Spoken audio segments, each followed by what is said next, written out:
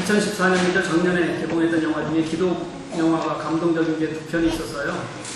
하나가 제자 오카노 목사님의 삶과 신앙을 다큐와 인터뷰 형태로 만든 영화입니다. 우리 교회에서 2주 전에 같이 좀 보자고 했는데 우리가 기적을 이루곤 했습니다. 제가 따로 카톡으로 말씀드렸던 제자 훈련받는 분들 외에는 작년은 한 명도 안 보는 기적이 일어났습니다. 기가 막히게 기적적이죠? 네. 저는 여러분들이 자랑스러워요. 네. 어쩜 그렇게 상상도 못하는 기적들을 일궈내는지 진짜 깜짝 놀랐습니다. 네. 그래도 한 명 볼 줄 아는 게 목회자 마음이잖아요. 그렇죠? 한 명도 안 보셨더라고요. 너무 감사해서 앞으로 어떻게 또 이런 일이 있으면 해야 되나 고민이 굉장히 됩니다. 네. 제자오카는 굉장히 감동적인 영화예요. 여러분 한번 꼭 보셨으면 좋겠습니다. 혹시 보신 분 있으세요? 아니, 여기서 같이 보신 분들 말고요. 다운받을 수 있으니까 다운받아서 같이 보시면 됩니다. 돈 내고 다운받으시고요. 네. 그 다음에 또 하나, 그 사람, 그 사랑, 그 세상. 들어보셨어요? 예, 들어보셨을 리가 없을 것 같죠? 손양원 목사님의 삶을 다룬 다큐 영화입니다. 그분의 삶을 이렇게 비추는 것만으로도 한국 교회가 나아가야 될 방향을 제시한 좋은 영화로 그렇게 평가를 받았습니다. 예, 그럼 여러분 명량 보셨어요? 보신 분 한번 손 들어 보실래요? 네, 다예요? 솔직하게. 네. 그럼 겨울왕국은요? 손 들어 보실래요? 네. 인터스텔라인가요? 네. 네. 작년 2014년 1, 2, 3위 영화인데, 예. 하여튼 마음이 다 콩밭에 가 있는 거죠, 우리는. 네. 제가 이런 기독 영화들을 보면서 이런 생각을 좀 했습니다. 우리 교회들이 기본을 잃어가고 있구나. 우리는 기본도 안 되는데 예수 믿는다고 구원을 외치고 있구나. 이런 생각이 들었습니다. Back to basic. 다시 기본으로. 이게 우리 올 여름 정교회 수련회의 주제입니다. 여러분, 무엇이 기본이라고 생각하세요? 우리 기독교의 기본은 십자가입니다. 그리고 복음입니다. 그런데 이 십자가와 복음이 소중한 가치가 되기 위해서 교회가 꼭 놓지 말아야 될 기본이 또 있습니다. 그게 무엇이냐면 말씀과 기도입니다. 우리 신학을 말씀과 기도에서 분리해내면 거짓 학문이 되고요. 우리 교회를 말씀과 기도에서 분리하면 거짓 교회가 됩니다. 왜냐하면 그것이 기본이기 때문에 그렇습니다. 오카노 목사님이 말씀에 미친 광인이었다면요, 손양원 목사님은 그분의 사랑은 감사와 기도에서 나오는 삶이었습니다. 영성이었어요. 저는 그런 생각이 들어요. 지금 한국 교회는 말씀에서 너무 멀어져 있고, 그리고 지금 우리 교회는 기도에서 너무 멀어져 있다는 생각이 듭니다. 지난주에 바울의 여행 계획을 한번 살펴보았잖아요. 어디로 가야 되죠? 그래도 이 정도는 어디로요? 스페인. 가기 전에 먼저 들려야 될 곳이 있잖아요. 예루살렘으로. 네, 예루살렘으로 가야 합니다. 바울은 심각한 어려움에 빠진 예루살렘을 돕기 위해서 이미 여러 곳에서 구제헌금을 모았어요. 그리고 이것을 가지고 이제 예루살렘 그 교회에다 전달해야 되는 겁니다. 그런데 이렇게 예루살렘으로 내려가는 바울에게 근심이 있었어요. 지금 상황이 이렇습니다. 이때까지만 해도 유대 기독교인들, 유대인이면서 우리 기독교를 믿었던 이방 사람들은 바울을 좋지 않게 생각하는 사람들이 굉장히 많았어요. 왜냐하면 이 바울이 말하는 오직 예수 그리스도로 말미암는, 그분을 믿음으로 말미암는 구원, 이것 때문에 유대인의 전통과 선민 사상이 무너지고 있다는 생각, 자신들이 예수를 믿으면서도 그래도 꼭 갖고 있고 이거는 내 것만이라고 얘기하고 싶은 것들이 자꾸 깨져나가는 것 때문에 그랬습니다. 율법을 쉽게 버릴 수 없었던 유대 기독교인들하고요. 그리고 또 오직 믿음으로만 얻는 복음을 당연하게 전해야 될, 이방에 전해야 할 그런 바울 사이의 갈등, 이것이 이 유대인들이 바울에 대한 적대감으로 표출되고 있었다는 거예요. 이런 갈등 때문에 사도 바울은 그들을 위해서 헌금을 모아가지고 가면서도 그들로부터 환영받지 못할 것 같다는 마음 때문에 굉장히 마음이 무거운 상태입니다. 이렇게 교회 내의 문제가 하나가 있었다면요. 또 하나 무엇이 있냐면 다른 문제가 있었는데 예수를 믿지 않는 대다수의 유대인들의 예수를 모르는 유대인들의 문제였어요. 이 예루살렘에 있는 유대인들은요, 기독교인들을 굉장히 심하게 박해를 했습니다. 그들은 이단 종교로 불리는 그 기독교가 뿌리내리는 것이 너무도 싫었어요. 자신들의 종교적 기득권이 완전히 흔들려 버렸기 때문에 그렇습니다. 그 중에서도 바울에 대한 원한은 훨씬 컸어요.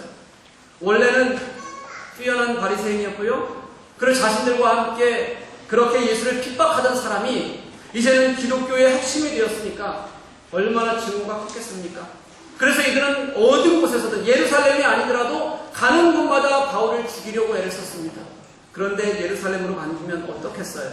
간다는 자체가 사도 바울에게는 위험한 일이었어요. 이것을요, 사도행전 20장 23절 말씀을 보면요, 이미 바울이 헌금을 모으기 위해서 마게도냐로 돌아다닐 때 수차례에 걸쳐서 성령께서 사도 바울에게 말씀하셨던 그런 내용이기도 합니다. 외적은 이 밖으로는 믿지 않는 유대인들로부터 늘 겪게 되는 성령의 위협이요, 그리고 안으로는 그리스도인들을 위해서 헌금을 모아가는데도 불구하고 그들조차도, 성도들조차도 적대적으로 대하는 상황, 이런 걸 사자성어로 뭐라고 얘기하죠? 네, 뭐라고요? 크게요. 내우 외한 그러신 거예요 지금? 딴 거 말씀하셨네요. 네. 네. 뭐 사면 초과 내우 외한 백작간도 굉장히 많아요, 그렇죠? 이게 지금 바울의 지금 상황입니다. 오늘 본문 31절 말씀을 보면 그 내용이 그대로 나와 있어요. 내가 그런 어려움에서 벗어났으면 좋겠다. 그리고 내가 헌금을 잘 전달해서 그들과 하나가 좀 되었으면 좋겠다. 이런 마음이 잘 드러나 있습니다. 이런 어려움이 있으면 여러분들은 어떻게 하겠습니까? 여러분들은 어떤 결정을 내리실까요? 야, 내가 이 정도 걱정했으면, 고생했으면, 이제 이런 위험을 좀 피해가지고 조금 더 쉬는 게 하나님의 뜻이다. 조금 더 기다리다가 그들이 더 어려워져서 그냥 내가 갖다 주는 거 무조건 좋아할 때까지 조금 더 기다리자. 또는 하나님께서 상황을 만들어 주실 때까지 기다리자. 기회를 보는 것이 좋겠다. 이게 우리가 할 수 있는 생각일 겁니다. 근데 바울은 그렇지 않았습니다. 사도행전 20장 24절 말씀을 보면 이렇게 고백합니다. 우리가 같이 한번 읽었으면 좋겠어요. 시작. 내가 달려갈 길과 주 예수께 받은 사명, 곧 하나님의 은혜의 복음을 증언하는 일을 마치려 하면 나의 생명조차 조금도 귀한 것으로 여기지 아니하노라. 아멘. 복음을 위해서 생명을 아끼지 않는다. 어떤 고난도 나는 감당해내겠다. 이게 그냥 말로 그냥 어거지로 하는 얘기가 아니에요. 매일 눈앞에 자신이 부딪히는 현실인데도 불구하고 사도 바울은 어떻게 이렇게 얘기할 수 있었을까요? 이게 어떻게 가능할까요? 이것을 가능하게 하는 힘, 바울에게는 그것이 바로 기도였습니다. 간절하게 기도하는 것이고 그 간절함으로 또 로마 교회에도 기도를 부탁하고 있어요. 오늘은 이 기도에 대해서 같이 한번 말씀을 나눠보고 싶습니다. 여러분 기도하십니까? 교회에서 잠시 기도하는 것으로 전부인 교우들도 분명히 있을 거예요. 아니면 나는 형식적으로 기도하는 것만으로도 뭐 괜찮다, 잘하고 생각하시는 분들도 교우 있을 겁니다. 그에 반해서 하루에 3번은 꼬박꼬박 기도하는 분도 여기 있을 거예요. 그렇죠? 언제 기도해요? 밥 먹을 때요. 예. 근데 그것도 쉽지 않아요. 하루에 3번 꼬박꼬박 하는 거죠. 아침 식사 때는 너무 급하니까 까먹고요. 점심 식사 회사 나가거나 딴 데 가면 주위 사람들 눈치 보느라 누가 혹시라도 볼까봐 그래서 기도하지 못하잖아요. 아니라고요? 우리가 예배 후에 이 자리에서 잠시 교제를 나눈 다음에 싹장이 나와서 기도하잖아요. 그쵸? 왜 기도하는지 혹시 아시나요? 심지어 교회에서 교제할 때 밥 먹을 때조차도 기도하지 않기 때문에 공동 기도하는 거예요. 어쩜 그렇게 교회에서도 뭘 먹을 때도 허겁지겁 먹기만 하는지 기도한다는 걸 다 까먹어요. 반도 기도하지 않아요.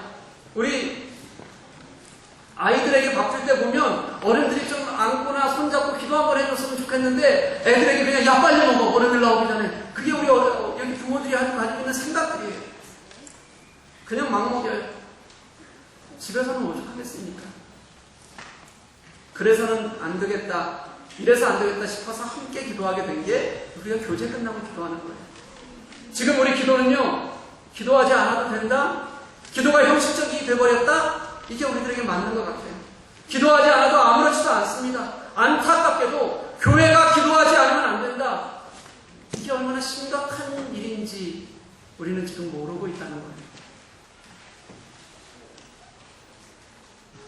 그래서 오늘 바울의 기도를 좀 보았으면 좋겠는 겁니다. 바울은 이제 예루살렘으로 가려고 합니다. 가면서 로마 교회의 기도를 요청해요. 힘들죠? 어려움이 있으면 기도하는 것이 당연하겠죠. 그런데 바울의 입장에서 보자면 사실은 꼭 그런 것도 아닙니다. 바울이 기도하는 이유는요, 힘들고 어려워서라기보다는 기도해야 하기 때문에 기도한다는 것이 훨씬 더 맞는 말이에요. 고난에 가는 것은 사실 바울에게는 그리 두려운 일이 아닙니다. 지금까지 사도 바울이 전도 여행을 다니면서 죽을 고비를 수도 없이 넘겼어요. 제가 지지난주 설교에서 말씀드렸습니다. 바울의 전도 여행은 매일매일 죽음을 마주하는 그런 시간이었다고요. 그래서 바울은 복음 때문이라면 내가 죽어도 좋다, 이렇게까지 말할 수 있는 거예요. 그런 바울이 내가 살겠다고 기도하는 거겠습니까? 아니라는 거예요. 바울의 기도는 고난 앞에서 벌벌 떠는 기도가 아니라 내가 사는 것이 복음을 위해서 복음의 사역에 빛을 발하는 것이라면, 내가 사는 것이 교회가 갈등을 딛고 일치할 수 있는 것이라면 그래서 나는 기도하겠다, 이렇게 말하는 겁니다. 날마다 그렇게 복음이 바로 서기 위해서 기도하고요, 교회를 위해서 하나님께 매달렸어요. 그게 바로 바울이 기도하는 이유였다는 겁니다. 여러분, 기도가 뭐라고 생각하세요? 우리는 하나님을 만나는 방법이 여러 가지가 있을 겁니다. 하나님과 교제하는 방법이 여러 가지가 있어요. 예배도 있고, 그리고 묵상도 있고, 기도도 있어요. 예배는요, 전적으로 하나님을 찬양하는 겁니다. 그래서 같은 단어가 어떤 것은 찬양으로 번역되어져 있기도 하고, 같은 단어인데 어떤 것은 예배라고 번역되기도 합니다. 온 마음 다해 하나님 찬양하는 거예요. 묵상은 하나님의 음성을 듣는 겁니다. 하나님께서 말씀을 통해서 나를 인도해 가시도록 맡기는 작업이 묵상이에요. 그래서 묵상하는 성도들은 우리의 삶이 하나님께 얼마나 가까이 갈까 늘 거기에 초점을 맞추고 묵상을 해야 됩니다. 그럼 기도는 우리가 하나님께 나아가는 방법입니다. 내가 예수 믿기 때문에 그래서 매달릴 수 있는 특권이 기도예요. 우리가 연약하기 때문에, 우리는 할 수 없다고 생각하기 때문에 기댈 수 있는 언덕이 기도입니다. 또 하나님께서 내게 말씀하시게 하셔서 내가 잘못 알고 있던 것들을 하나님의 뜻으로 바꾸어가는 그런 과정이 기도예요. 그래서 이 기도는요, 우리가 하나님과 교제하는 방법 중에 가장 쌍방향적 은혜를 구할 수 있는 것, 서로 정말 이 기도가 어떻게 은혜가 되는지, 능력이 되는지, 힘이 되는지 알 수 있는 것이 기도입니다. 그래서 그리스도인이라면 기도해야 됩니다. 그래서 바울은 기도하고 있는 겁니다. 이제 바울이 어떻게 기도하는지, 그가 부탁하는 기도의 의미가 무엇인지 한번 볼게요. 바울의 기도는요, 전적으로 하나님의 살아계심을, 하나님의 능력을 의지하는 기도입니다. 형식적으로 기도하지 않는다는 거예요. 30절 말씀을 보면요, 우리 주 예수 그리스도와 성령의 사랑으로 말미암아 너희를 권하노니, 이렇게 말해요. 우리는 말미암아라는 단어가 하나만 들어가 있지만 원어에는 이 말미암아라는 단어가 2번 들어가 있습니다. 예수 그리스도로 말미암아, 그리고 성령으로 말미암아, 이렇게 되어 있어요. 이건 단순한 문법적 표현이 아니에요. 바울이 얼마나 예수 그리스도의 권위에 의지하고 싶어 하는지, 얼마나 성령의 사랑에 의지해서 절박하게 기도를 부탁하는지를 보여주는 거예요. 바울이 누굽니까? 이방 선교의 최고 책임자 같은 사람이에요. 그리고 그가 예루살렘으로 가는 것은요, 혼자 가는 것이 아니라 성령이 끌고 가시는 길이었어요. 다시 말하면 하나님의 계획하심 아래에 있는 겁니다. 그럼에도 불구하고 바울은 절박하게 기도를 요청합니다. 분명히 성령이 인도해 가시는 길인데도 불구하고, 분명히 하나님의 계획인데도 불구하고 기도하지 않으면 안 된다고 얘기하는 거예요. 하나님이 개입하시기 때문에 더 기도해야 하고요, 그렇게 기도하지 않고서는 하나님과 함께 하는 것이 하나님이 함께 하는 것이 아니기 때문에 그래서 기도하는 거예요. 그게 바울이 말하는 기도입니다.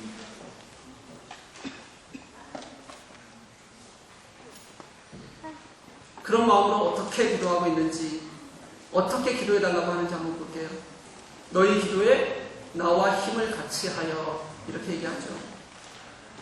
여기서 힘을 같이 한다는 표현이 이 헬라어의 뿌리가 어떤 거냐면요, 고대 체육 경기 있잖아요. 고대 체육 경기가 있으면 거기에 이제 동네에서 가장 잘하는 사람들만 뽑아서 내보냅니다. 거기에 참여하는 선수예요. 거기에 참여해서 그것도 승리하기 위해서 온 힘을 쏟는 모습이 바로 힘을 같이 하다, 이 단어에 속해 있는 의미입니다. 다시 말해서요, 바울에게 있어서 기도는 전투였어요. 바울은 그렇게 치열하게 기도했습니다. 그렇게 기도하는 자기와 함께 너희들도 똑같이 그렇게 기도해 주기를 요청하는 거예요. 예루살렘으로 모아가는 헌금이 물질적인 코이노니아라면, 이제 로마 교회에 부탁하는 기도는 그들에게는, 바울에게는 영적 코이노니아입니다. 그렇게 영적 움직임이, 영적 생명력이 함께 있지 않으면 내가 이것을 감당하기 어렵다고 그렇게 고백하면서 기도를 요청합니다. 바울은 단순히 종교적인 종교성이나 형식적으로 기도하지 않았어요. 자기 위안을 위한 대용물도 아니었습니다. 바울에게는 그리스도인이기 때문에 기도해야 된다고 생각하고, 하나님의 일이기 때문에 더 매달려야 한다고 생각하고, 그래서 땀 흘려 기도하기를 멈추지 않습니다. 사랑하는 교회 여러분, 여러분 진짜 기도하십니까? 우리 교회가 기도하고 있다고 생각하십니까? 저는 요즘 우리 교회의 위기를 느낍니다. 겉보기에는 그렇게 나쁘지 않아요. 그냥 이 정도면 우리 교회도 다른 교회와, 우리 교회가 다른 교회보다 조금 더 양육하고 또 조금 더 예배하고 말씀으로 건강하게 잘 성장하고 있는 교회다, 이렇게 말하면 저도 편하겠어요. 겉보기에는 그렇습니다. 그런데 여러분, 교회는요, 성령의 역사하심과 도우심으로만 만들어간다는 것을 절대 잊어서는 안 됩니다. 교회는 예수님께서 피로 값주고 사신 공동체이기 때문에 영성 공동체이어야지, 그래야 진짜 교회입니다. 바른 영성에서 바른 교회가 나오는 거예요. 바울처럼 기도를 부탁할 때도 간절해야 되고, 내가 하나님께 기도할 때도 내가 절박한 땀 흘림이 있어야 된다는 거예요. 그런 마음으로 기도해야 하나님께서 이끄시는 교회가 됩니다. 교회가 성장해 가면서, 교회가 자라가면서 얼마나 많은 사탄의 유혹이 있는지 몰라요. 그런 사탄의 유혹들을 우리가 어떻게 이겨가겠습니까? 기도하지 않고 우리가 이것을 잘 해결할 수 있다고 얘기하는 것이 바로 교만이에요. 저는 기도하지 않는 교회에 대한 두려움이 있습니다. 기도하지 않으면서 우리 괜찮다, 잘 돼간다라고 말하는 것에 대한 두려움이 있어요. 그건 분명히 틀린 거거든요. 이거는 교회를 처음 다니는 초신자들에게 하는 말씀이 아니에요. 기도해야 할 사람들이 기도하지 않으면 교회가 쓰러진다고 말씀드리고 싶습니다. 작년 이맘때 딱 1년 전이에요. 제가 봤어요. 우리 교회 작년 출석률이 약 한 평균 130명 정도였어요.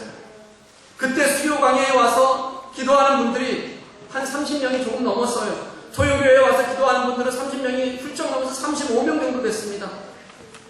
그런데 지금 우리 교회 평균 출석 인원이 160명 정도 돼요. 그런데 수요기도도 30명이 안 되고 토요기도도 30명이 안 돼요. 그냥 안 되는 게 아니라 갈수록 줄어들고 있어요.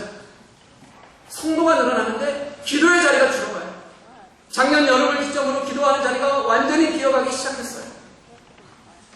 작년 특세 때 하루 평균 45명이 와서 기도했는데 올해 특세 때 하루 평균 35명이 채 안 되게 기도하고 있어요.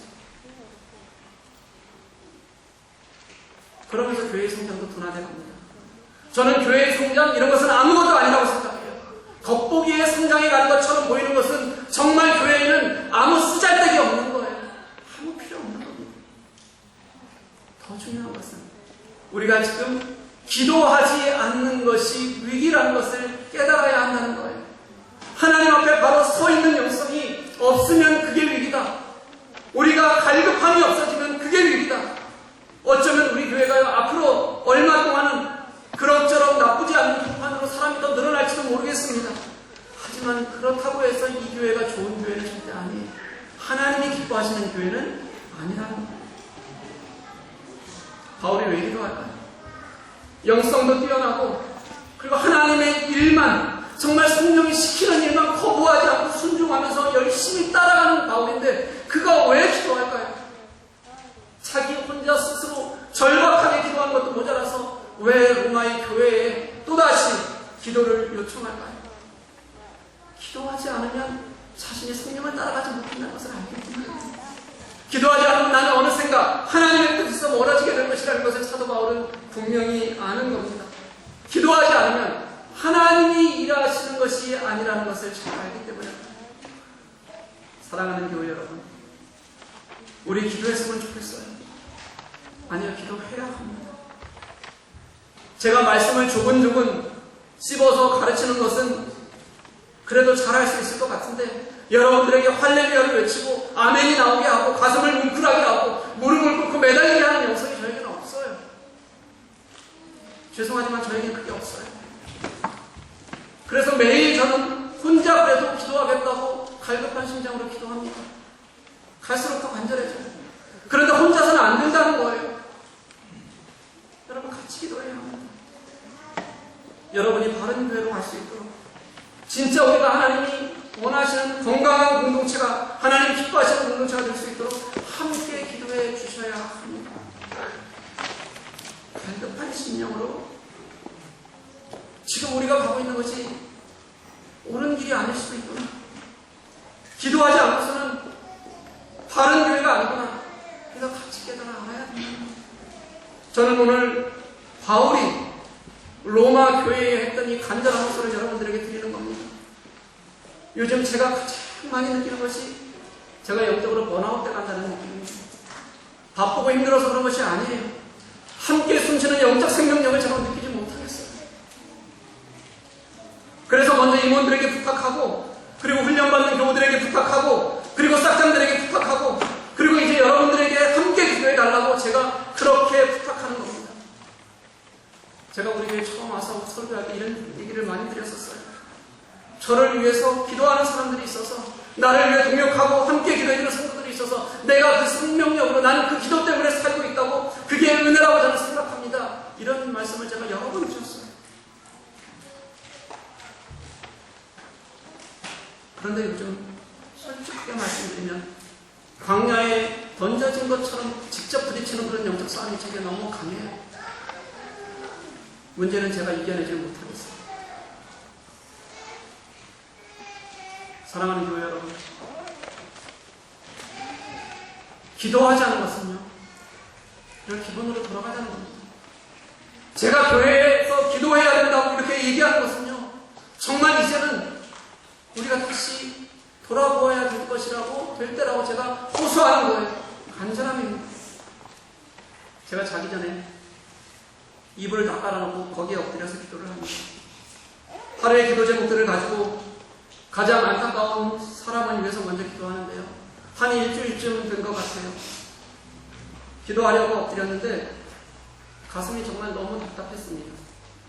그런데도 꼭 기도해야 하는 사람이 있어서, 성도가 있어서 그분을 위해서 작게 입술을 떼는데 제 마음에 정말 상상도 할 수 없는 감동과 위로가 느껴졌어요.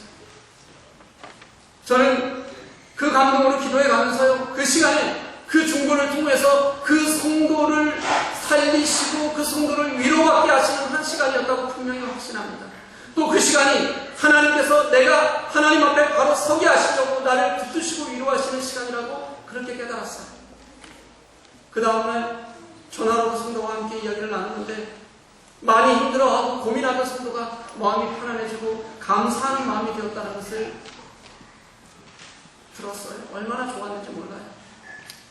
사랑하는 교회 여러분, 우리가 정말 하나님을 찾고자 우리가 기도할 때, 내가 진심을 다해서 누군가를 위해서 기도할 때, 그 기도와 함께 드리는 마음이, 그 기도와 함께 흘리는 눈물이, 그것이 하나님께서 일하시는 방법이에요.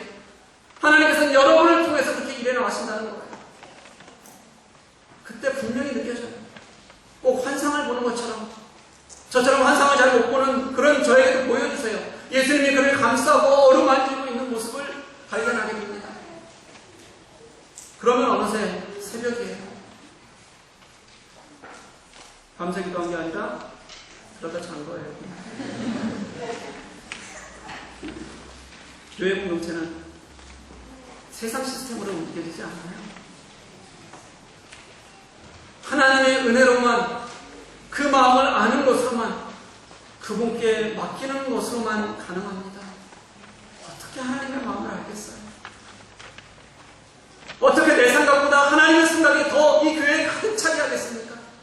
기도에서부터 시작해야 돼요. 예수님께서 이 땅에 계시면서 아무리 피곤하고 지쳐도 새벽까지 사람들에게 일일이 손을 얹어 고치시고 나서도 또 그 새벽에 나가서 기도하기를 예수님은 멈추지 않으셨던 것처럼, 당신이 메시아 사역을 감당하기 위해서 죽음을 앞둔 순간에도 간절히 홀로 기도하는 시간을 가지셨던 것처럼, 십자가에 달리신 그 예수님께서 처절한 고통의 순간을 맞이하면서도 우리를 위해서 저들의 죄를 용서해달라고 그렇게 기도하셨던 것처럼 우리도 기도해야 된다는 거예요.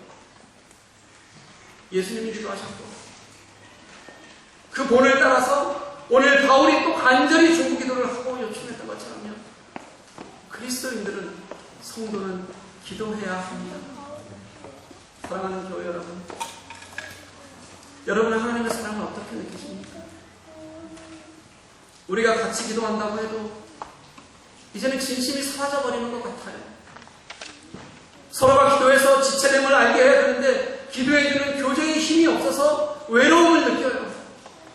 교회가 사람이 늘어나면 기도할 일들이 훨씬 더 많이 늘어나는데 기도의 자리는 비어가요. 이게 하나님이 원하시는 영성 공동체가 아니잖아요. 하나님께서 이끌어가시고, 하나님께서 나를 은혜 가운데 두시도록, 그래서 하나님이 주인인 것을 날마다 내가 고백할 수 있도록, 여러분이 받은 은혜가 여러분을 사로잡게 하시고 여러분이 받은 사랑이 다시 나누어질 수 있도록, 그렇게 하나님의 교회가 교회다워지도록 우리가 기도해야 합니다. 여러분, 그렇게 우리 이제 다시 기본으로 좀 돌아가십시다. 그리고 우리가 겉만 보고 그냥 웃고 즐기는 것이 아니라 내가 있는 이 자리에서 하나님께서 원하시는 것이 무엇인지를 깨닫고 그 하나님의 마음으로 우리 교회를 섬겨갈 수 있는, 교회가 교회다워지는 우리 교회가 될 수 있기를 간절히 소망합니다. 우리 같이